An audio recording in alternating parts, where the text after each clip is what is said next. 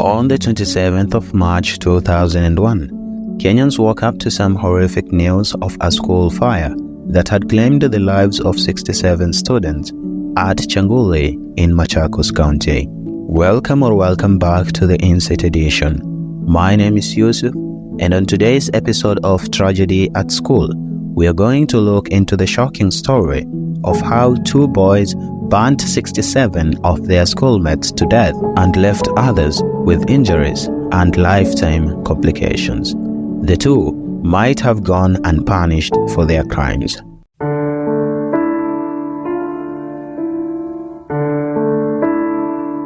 Kyanguli was one of the few secondary schools in Machakos County back in the day. According to some reports, the school had troubles back in the 90s with its students concerning discipline. Despite this, everything was going on well until the KCSE results for the class of the year 2000 came out in February 2001, and 107 out of 129 students who sat for the exams had their results cancelled. This was because of alleged cheating. This outcome didn't please many. By March of 2001, things seemed to have gotten out of hand.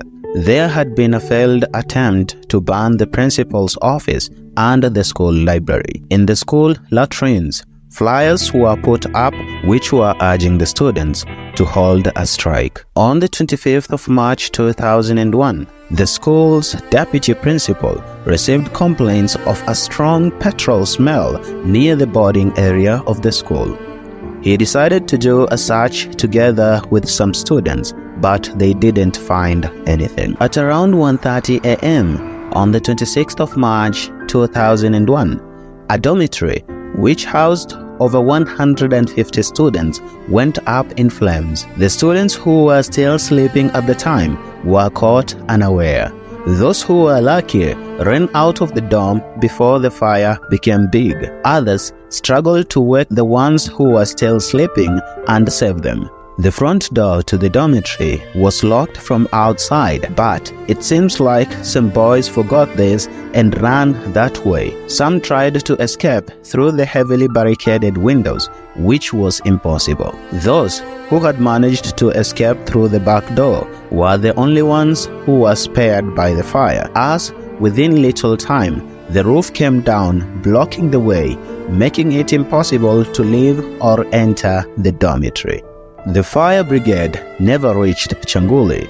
The flames were put out by a rain shower, but by then, there was nothing left for the fire to burn. When the next morning came, the horrific outcome of the fire was unraveled. 67 boys had lost their lives, most of them burnt beyond recognition. 28 of the surviving boys were rushed to hospital since they suffered up to 90% burns. The dormitory, now a roofless wreck, stood at its position. Inside it were the burnt-up bodies of boys aged between 14 to 18. Some on their beds and most others heaped together near the locked door and the barricaded windows. The then President Daniel Arap Moi visited the school.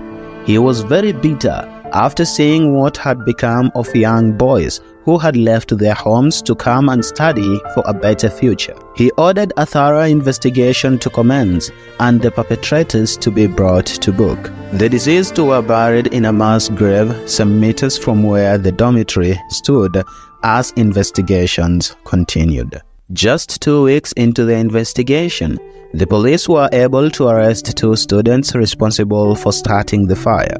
Davis Onyango Opio, who was then a 16-year-old Form 3 student, and Felix Mambo Gumbao, also a Form 3 student and a friend to Davis. The 2 boys were picked up from their homes respectively. After interrogation, Felix Mambo Gumbao gave out a written confession of how they plotted the burning of the school dormitory together with his friend Davis Onyango Opio. His confession read, somewhere in March 2001, Davis Onyango Opio approached him with a plan to burn down a dormitory in the school. The reason for banning the dormitory were that Davis, together with most other students, didn't like the new principal, Mr. David Mutiso Kiilu. Under his administration, the students were getting poor quality food. They were also being charged to clear fee balances, and the principal was extremely harsh. The boys contributed 600 shillings to buy petrol, and on a Saturday, as the rest of the school was going for games, they proceeded to the nearest town and purchased 15 liters of petrol. They came back to school with their petrol, kept it in the dormitory, then moved it to an open field. It was at this point when students complained about the strong petrol smell. On the second week of April 2001, Davis Onyango Opiyo, together with Felix Mambo Gumbao, stood before a Nairobi court where their case had just begun. They were being charged with the murder of 67 male students at Kyanguli Secondary School. The court was told of how the two plotted and set a dormitory on fire, leading to the death of 67 male students at Kyanguli Secondary School. When the night guard was brought to the stand, he testified that on the night before the fire incident, he had spotted someone with a flashlight at the boarding area leaving the dormitory. When he followed and caught up with the person, he recognized him as Felix Mambo Gumbao. This testimony was supported by that of the deputy principal, who said that on the same night, he caught Felix Mambo Gumbao outside while he was strolling. He noted down his admission number and let him go back to class. Through his confession, Felix admitted that he had taken part in buying the petrol, but he denied taking part in burning the dormitory.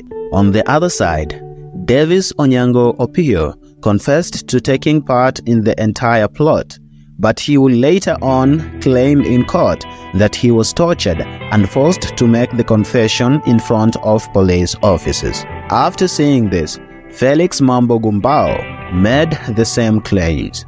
The trial lasted for about 2 years, and as the prosecution was almost winding up court proceedings, the trial judge resigned from office. After his resignation, the case was taken over by Justice Nicholas Ombija, who termed it a mistrial in the year 2003 and said that the two boys would be arrested again if more evidence emerged. No records exist under the sun to show whether the two were ever arrested again or what had become of them.